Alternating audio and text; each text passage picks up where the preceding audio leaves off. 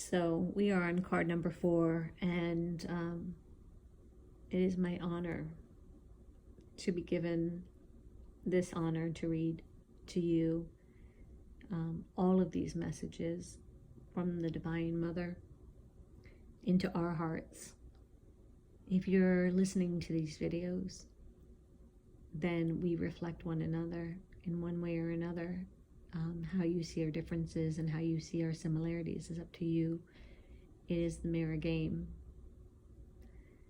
I know that I'm reflecting out the very best parts of myself, and I'm seeking to take responsibility for the parts that need clearing.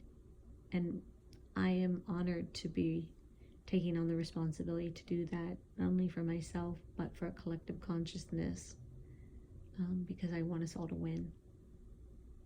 I want us all to know love.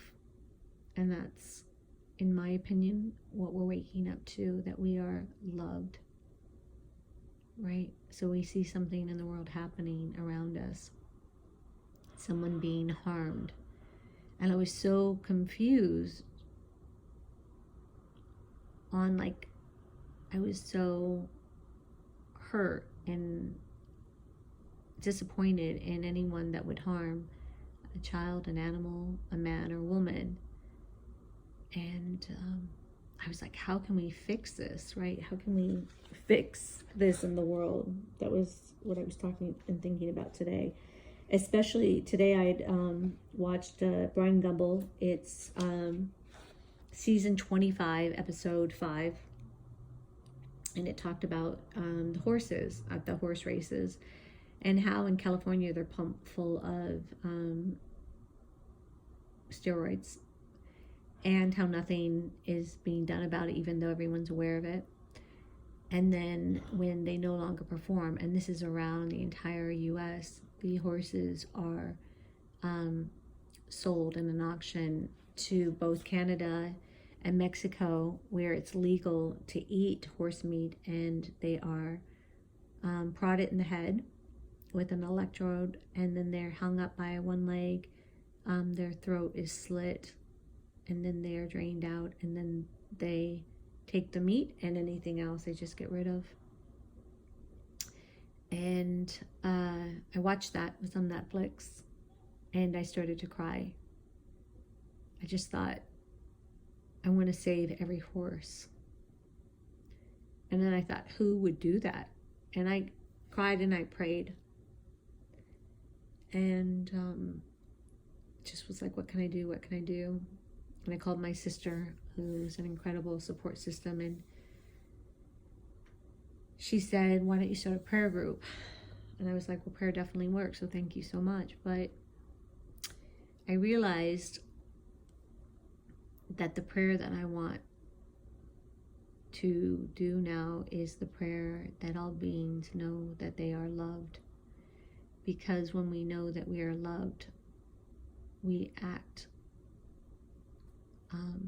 with our integrity. And even the most harsh individual, when they know that they are loved, cannot help but act from love. So what I want for this world, and what I realized the way I can do it, is to increase the level of how I know. I guess that's the real thing, is can we increase the level of how we know we are loved, and have more trust and faith in that we are loved. I know that we're sacred sites. I was shown that our energy makes us a sacred site for the divine energy. So the way in which I can make a difference, besides the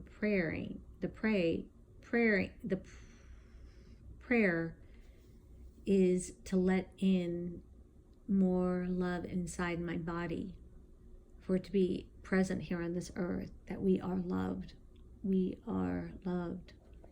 And I keep hearing that loud and clear now. We are loved. Can we let in more of that love so it can permeate on this planet? If it wasn't important for our presence to be here in this dimension, on this planet, all that good stuff, knowing we are loved by the Divine Mother. Why else would we have come? That's just my theory from today. So this is 40, Goddess Sakarwati and Omanat.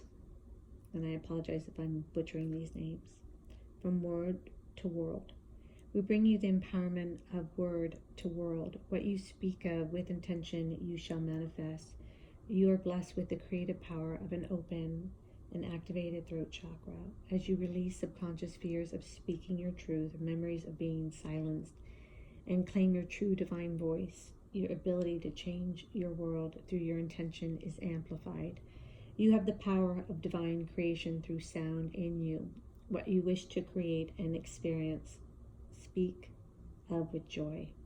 There are many times on the spiritual path when we feel we are in circumstance not of our conscious choosing. In fact, we may think that there are no way I would ever choose this situation. Perhaps the mind would not, yet the frequency of our being. We are attracted to various people, places, and things. If we have healthy self-esteem, we will tend to be attracted to that which uplifts, assists, and inspires. If we are healing issues to do with self-worth or can spiritually benefit from an experience of lower vibrational energy to help us on our life journey, we will unconsciously attract to that which feels lowering. These experiences tend to generate fear and negativity and don't feel good, and that they can seem to be motivationally pushed. We need to break free of fear because we simply cannot bear feeling that way anymore. They may also teach us to hold compassion for the suffering of others and inspire us to work in the healing arts.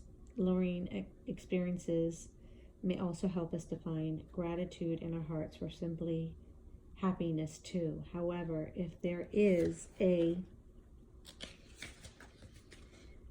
more joyful way to learn that, and many times there will be, then why not choose that for yourself?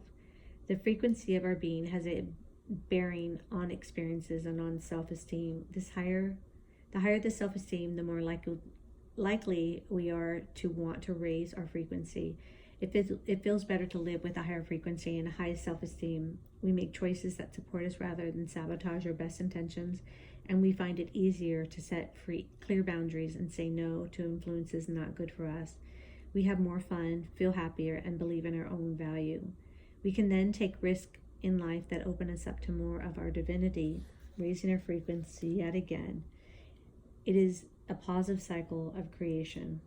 If you want to change your experience of life, change your frequency. You will start repelling or feeling repelled by people, behaviors, or places that may have enthralled or enslaved your body and mind. Fear will not be able to grip you in the same way, or it could at lower frequencies. You'll have more energy to deal with life and attract more experiences that increase the good feelings you have about yourself and the love for the world. The easiest way to change your frequency is to consciously choose your words. If you find yourself dwelling on the negative, switch it up. Look at the same situation as a way through which you can grow. You can be curious and open and very willing to grow so that the situation can evolve into something far more enjoyable. You can adopt a positive attitude and be determined you are going to empower yourself with attitude rather than feel victim or defeated. Don't just adjust your attitude, speak about it differently. It is a way to grow stronger. It is a way to learn how to trust unconditionally and build your faith in the fact of unknown. It is a chance to let go of an opportunity to grow your self-respect. Can you choose to claim your power to feel good about who you are, even in the face of another's fearful circumstances or criticism? There's always a positive way to find in any situation. You just have to be willing to do it as you do for your frequency. When your frequency becomes incompatible to a situation or negativity, one or two things happen. Either your frequency transforms the fear and a solution appears, or your frequency repels the fear and that person, place, or situation leaves your life. Either way, this is a good solution. It allows you to feel good and attract new and uplifting energies into your life.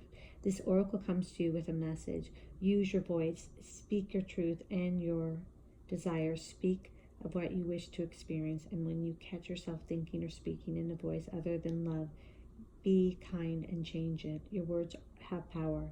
Use them wisely. If another has been speaking negativity to you, you have the power to do something about it. Express how you feel when hearing it, or choose to step back, or both. You have the right and the spiritual responsibility to choose which of the many varied voices in this world you allow to enter your mind. If you've been working with affirmations or hypnotic suggestions, or are interested in using your voice in a healing capacity, as a writer, sound healing, or artist, for example, then the Oracle encourages you to honor your healing power as you explore the roles your voice can play in manifesting your divine destiny. Here's an invocation. I call upon the crystal angels of Ammonite and Golden Sawati, and the ascended masters who love me unconditionally. Thank you for the divine healing empowerment of words to world.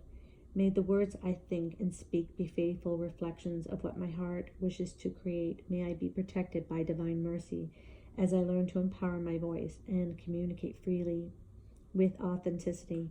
May the Universal Mother gently raise my frequency to most joyful, fulfill my destiny potential through my thoughts and my words, through divine mercy and my own free will. So be it, so it is, and so it shall be. Another invocation. I choose of my own free will, through this and any lifetime and through all layers of my entire being, to release any inhibitions of my voice, truth, or expression. I give myself absolute permission to express my truth. I express myself in all ways from my authentic center and the healing will of the divine, so she can emulate through my thoughts and my words for the greatest good, through divine empowerment and unconditional love. So be it. It is so, and so it is. And here's a prayer. May divine love bring words to the world with compassion, mercy. May words of love and encouragement be heard and felt by all beings according to divine grace and in service to the divine feminine wisdom evolving through humanity at this time. So be it. It is so, and so it is. My words of love create light in my life and in the lives of all that I come in contact with.